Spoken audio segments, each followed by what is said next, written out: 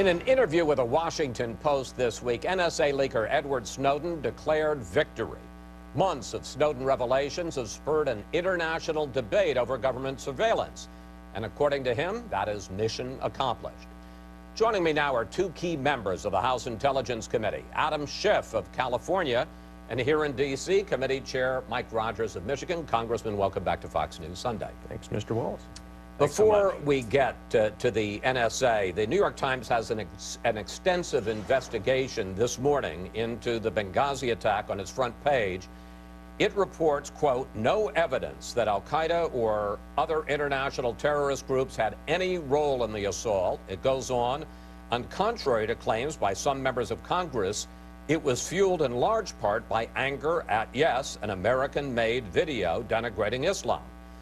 Congressman Rogers, I think it's fair to say that the Times report directly contradicts what you've been saying. Yeah, I don't know if it was an exhaustive investigation. We have gone through some 4,000 different classified cables leading up to the event, talked to people on the ground during the event, done the post-mortem on the event through the committee investigation. So, and found what did they something get wrong? That al-Qaeda was not involved in this. There was some level of pre-planning, we know that. There was aspiration to conduct an attack by al-Qaeda and their affiliates in Libya, we know that. The individuals on the ground talked about a planned tactical movement on the compound, even this is the compound before they went to the annex. All of that would directly contradict what the New York Times definitively says was an exhaustive investigation. Tells me they didn't talk to people on the ground who were doing the fighting, the shooting, and the intelligence gathering. When you put that volume of information, I think it proves that that story is just not accurate. Well, let me ask you one specific thing. There was this one group that everybody says was involved, Ansar al-Sharia.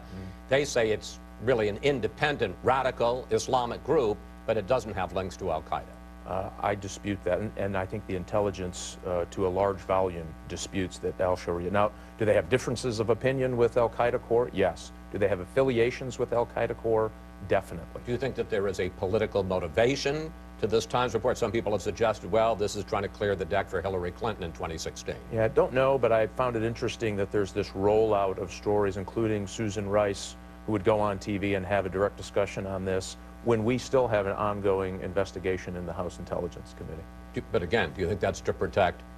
I find the timing odd. I don't want to speculate on why they might do it, but I can tell you that the information that's being presented in a way that we heard before and through the investigation have been able to determine is not accurate in its portrayal. Congressman Schiff, does the Times report, in your opinion, exonerate the Obama administration from the president to Susan Rice to Hillary Clinton? Well, I don't think the New York Times report is designed to exonerate the security lapses within the State Department that left our people vulnerable. I do think it adds some valuable insights. I agree with Mike that, however, the intelligence indicates that al-Qaeda was involved, but there were also plenty of people and militias that were unaffiliated with al-Qaeda that were involved. I think the intelligence paints a portrait that some people came to murder, some people came to destroy property, some merely came to loot, and some came in part motivated by those videos. So it is a complex picture. There was some planning, as Mike points out, but it was not extensive.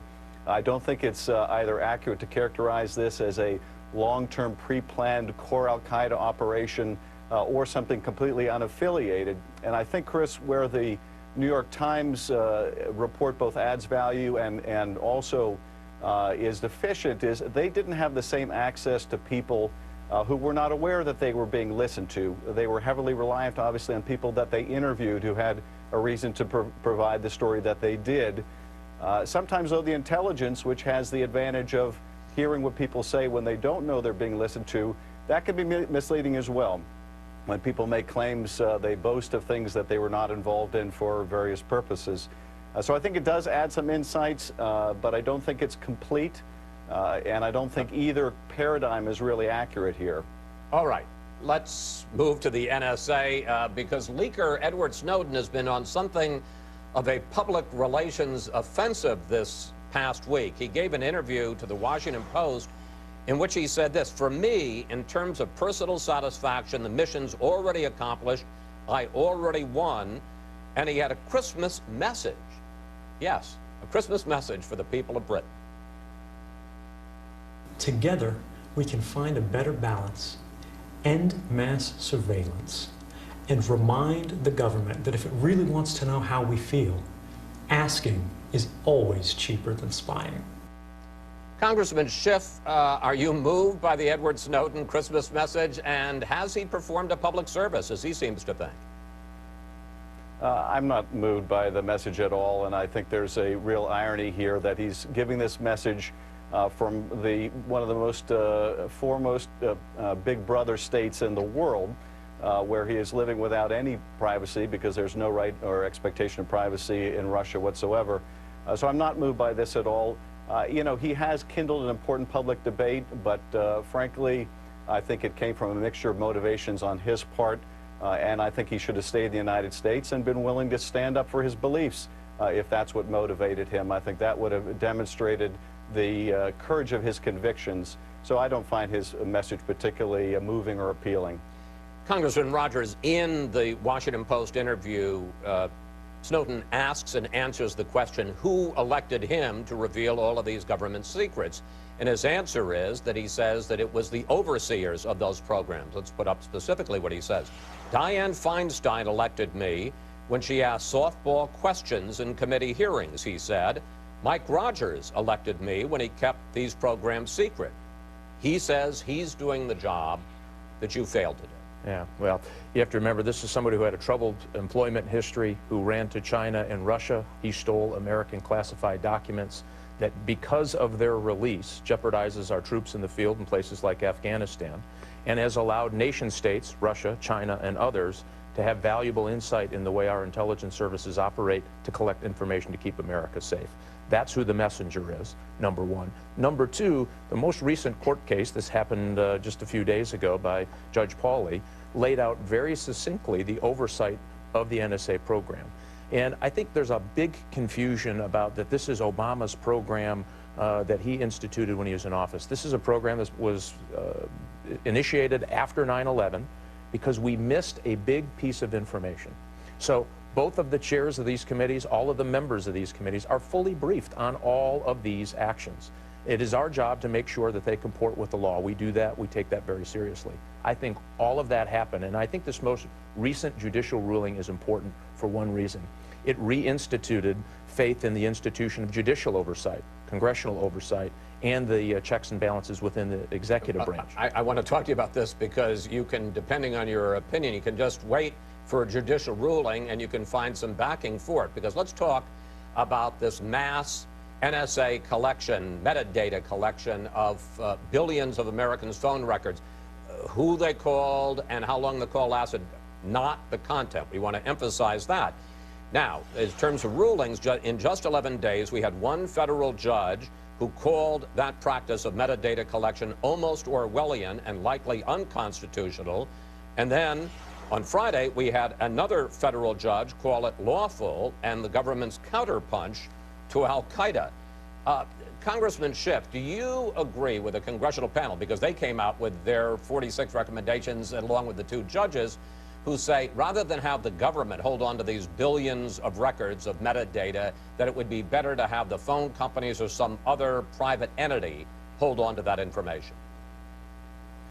Chris, I do. I strongly agree with that conclusion. And, you know, some have diminished the report by saying it's just the work of a bunch of professors. We have to remember, you know, Mike Morrell was the acting director of the CIA, Richard Clark, a long experience in counterterrorism, transcending administrations of both parties. Interesting, the two judges that you mentioned, both appointed by presidents of different parties, and contrary to what people might expect, the Clinton appointee upheld the program and the Bush appointee said it was unconstitutional. I actually find confidence that in those rulings, in the sense that those judges didn't feel bound by the party of the president who appointed them. Let me, Congressman, if I can bring in Congressman Rogers, though, on the specific issue of who should hold on to these records, because there seems to be a general agreement that they need to be held on by somebody. The haystack that you... Real quickly. If I could just address that very quickly. The reason I think the program ought to be restructured is that we can get the same national security information that we need without the government obtaining millions and millions of records it doesn't need to hold. The phone companies already hold these records for a period of time. We can go to them when necessary, as the task force found. We can have an exigent circumstances exception where we Right. can get those records immediately. Otherwise, we can go to the FISA court in advance. So we can both protect the country and protect the expectation of privacy. And that's the course that we ought to take, and that's how we ought to restructure the program. We're running out of time, sir, so let me bring in Congressman Rogers. The interesting thing is, since that recommendation came out, both the intel community and some privacy advocates say, we're not crazy about the government holding it, but we think the idea of some private entity holding it would be even worse. Yeah, it opens it up to privacy concerns across the board. And so there is no such oversight. And again, a reason that Pauley decision was important, it went beyond, it looked at all of the oversight issues in the ruling and in the judge's opinion. Very important. But You I know, but there lose was all another that. ruling that directly disagreed. But if you read that ruling, it wasn't based, it was not a substantive ruling. Why he stayed his own ruling. He said this is probably going to get overturned. Why? 15 judges, 36 rulings, all of them upheld that this program is lawful and meets the Fourth Amendment test. And then you have hundreds of appellate decisions over since Maryland v. Smith that uphold the underpinnings that these are business records, non-content, no names, no addresses. That, I think, is an important distinction. So I think the foundation of the legal argument is there. And what we have here is you're going to take away the safety of what is well overseen, locked away in a vault, very, very strict oversight on who gets access to even check a foreign number coming into the United States. And this is what's important. After 9/11, we missed a foreign call coming into the United States. They said, how do we fix that? This is the way they decided to fix it, and you have all the levels of oversight to make sure it's safe. It goes to the private companies. You're going to have a government-mandated scheme. No such oversight the way we have it at the federal government. Well, this is going to be continued, as we should point out. The president on his Hawaiian vacation is studying, I'm sure, the court decisions, the varying court decisions, as well as his independent panel's rulings or recommendations, and he's going to come out in January with a new set of guidelines. Congressman Rogers, Congressman Schiff, thank you both so much for joining us, and we'll stay on top of the surveillance debate. Thank you, gentlemen. Thanks, Chris. Up next, our Sunday panel joins the discussion.